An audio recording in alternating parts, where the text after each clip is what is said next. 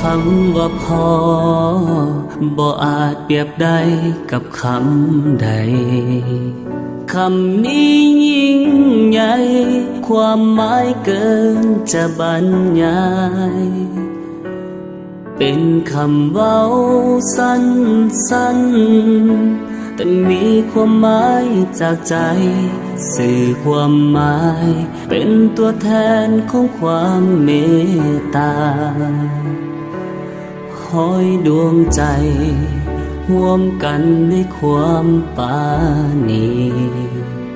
สั่งสอนลูกนี้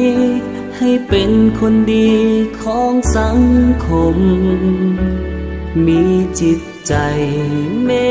ตตามันศึกษาศีลธรรมจริยธรรมแล้วทำแต่คุณงามความดีแต่แล้วก็ถึงวันที่พ่อนั้นต้องจากไป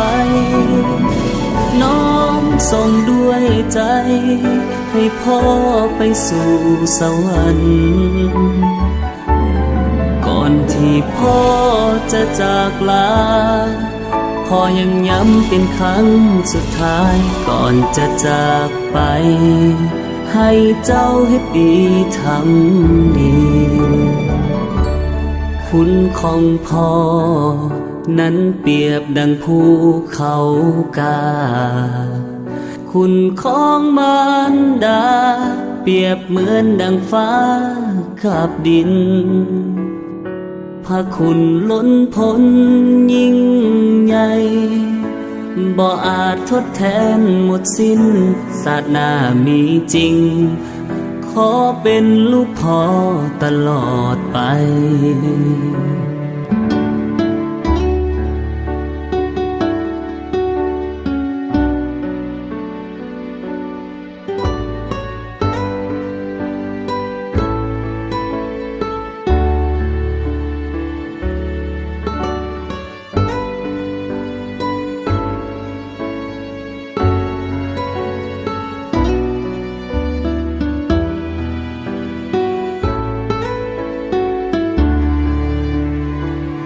แต่แล้วก็ถึง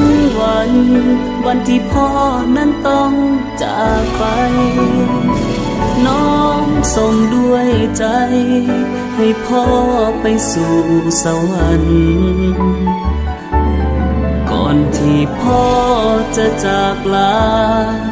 พ่อยังย้ำเป็นครั้งสุดท้ายก่อนจะจากไป